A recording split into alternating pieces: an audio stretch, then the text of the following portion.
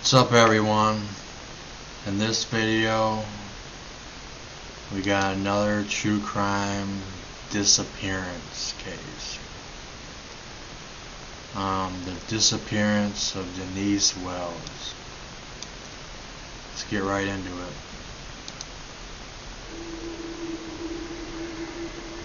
"2019 marks 25 years since the disappearance of 23-year-old Karen Denise Wells, a single mother who resided in Haskell, Oklahoma. It was the 10th of April 1994 when Denise, as she was known by family and friends, made arrangements to meet with Melissa Shepherd, a childhood friend who was in need of some help in New Jersey. Denise had organised the route from Haskell to Bergen and estimated that the full round trip would take approximately 4 days. Long road trips were not new to Denise, so her family were not particularly concerned, as she had in the past driven long distances when she had resided in South Dakota. She dropped off her son William with her parents before travelling to Tulsa in order to rent out a vehicle, which was a white 1993 Plymouth Acclaim. She then departed on her journey towards New Jersey. On the 12th of April, with just a few hours left until she reached her destination, an exhausted Denise parked up at the Pike Motel, located in Carlisle, Pennsylvania.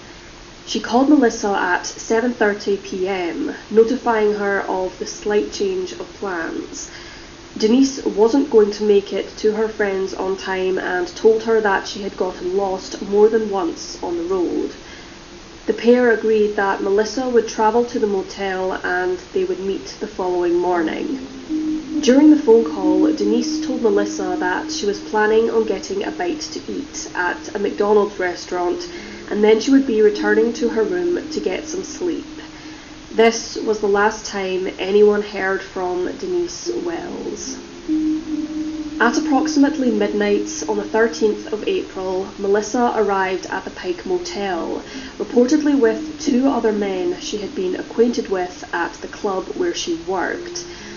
Melissa and her companions walked to Denise's room and knocked on the door. However, there was no answer. Once again, she tried to alert her friend, but her companions walked to Denise's room and knocked on the door. However, there was no answer. Once again, she tried to alert her friend, but Melissa was, for a second time, met with silence. Concerned and irritated, Melissa asked for aid from a clerk, and eventually they managed to enter the room. The bed remained freshly made, the room key was present, and Denise's clothes and possessions were left untouched. Strangely, there was no sign of Denise.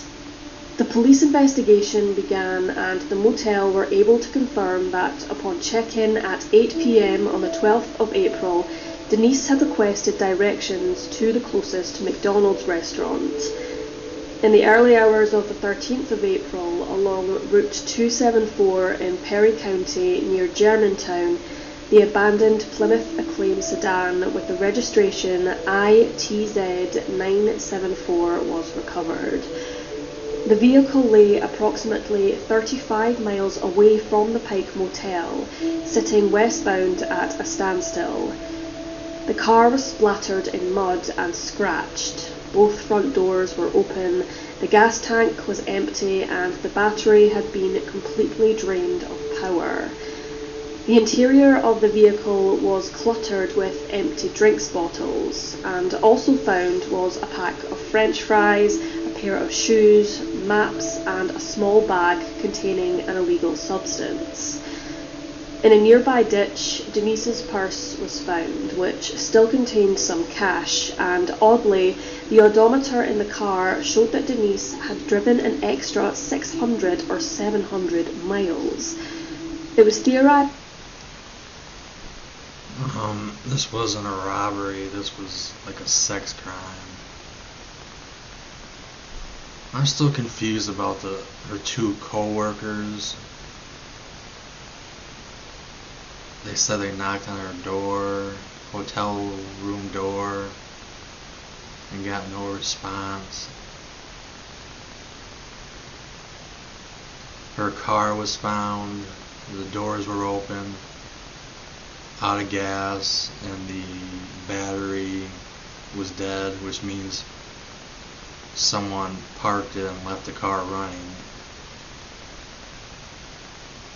Yeah, someone or someone's kidnapped her, raped her, and killed her.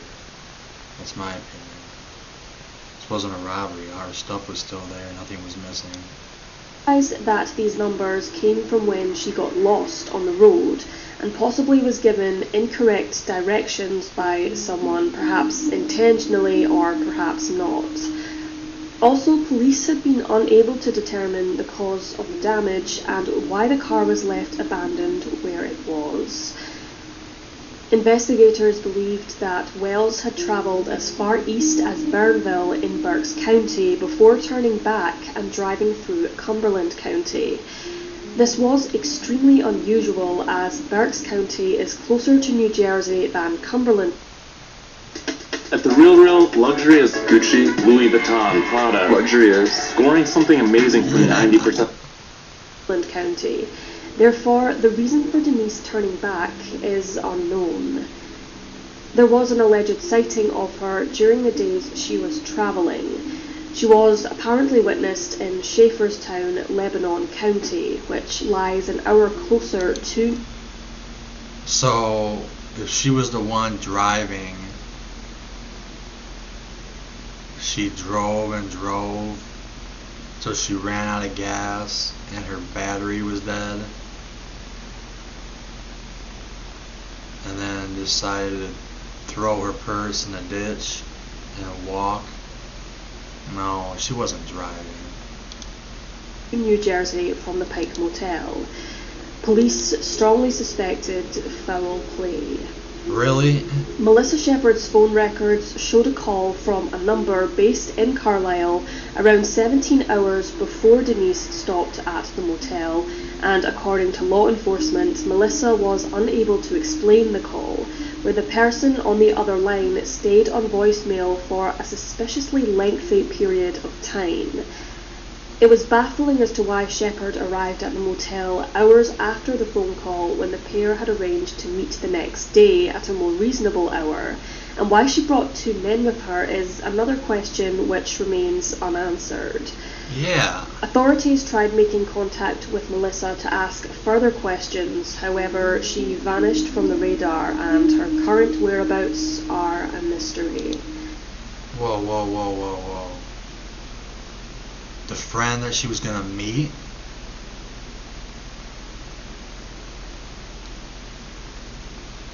Melissa?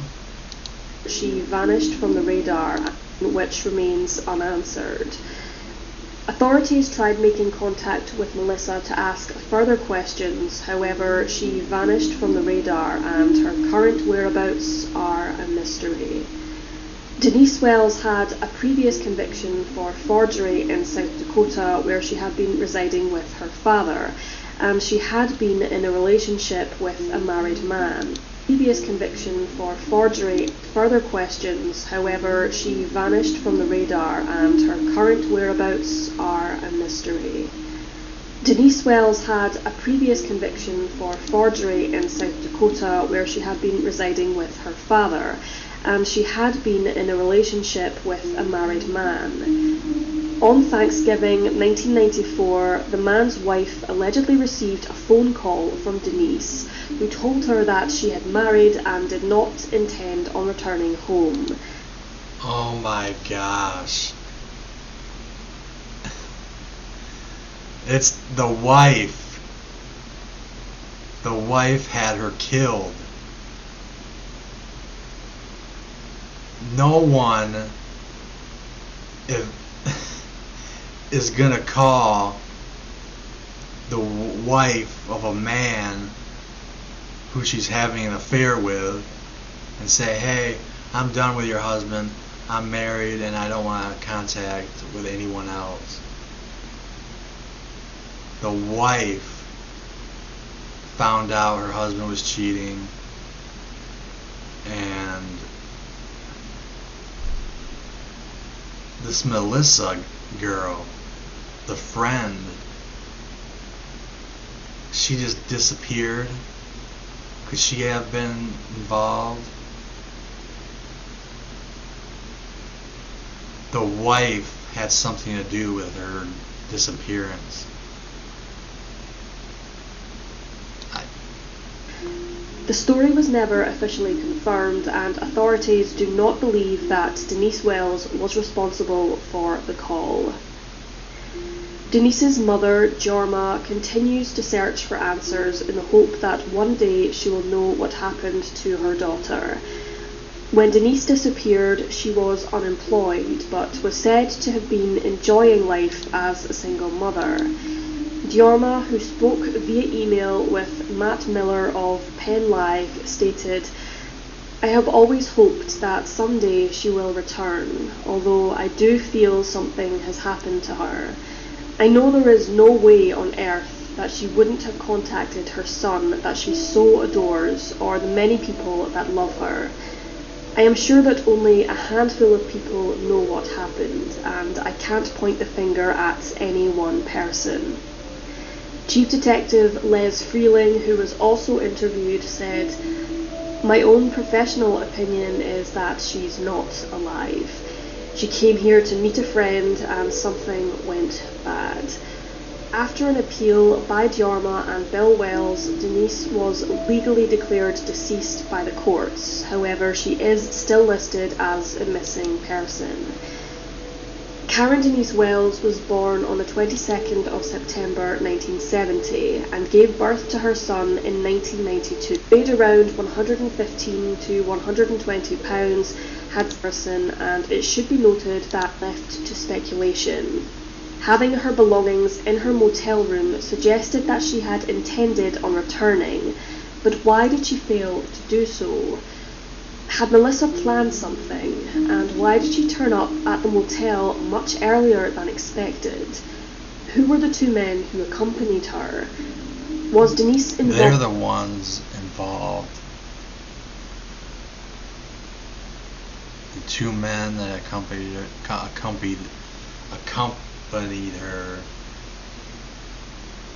they're involved somehow.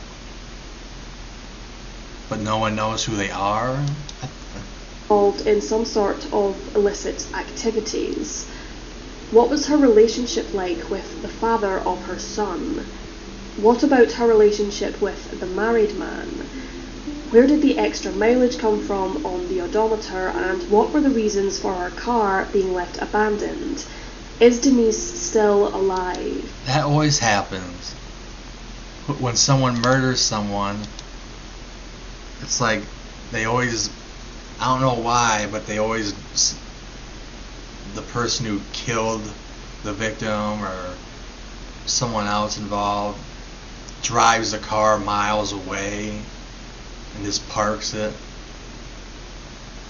I think whoever left the car there, the vehicle there, just left it running. This was an obvious murder, and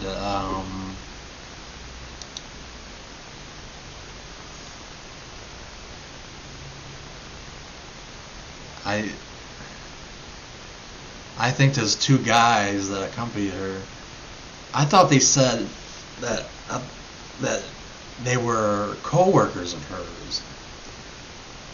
I could have sworn. But those two guys were involved. They took her somewhere, said, hey, let's go out, get a drink. But really, ended up kidnapping her and raping her and killing her.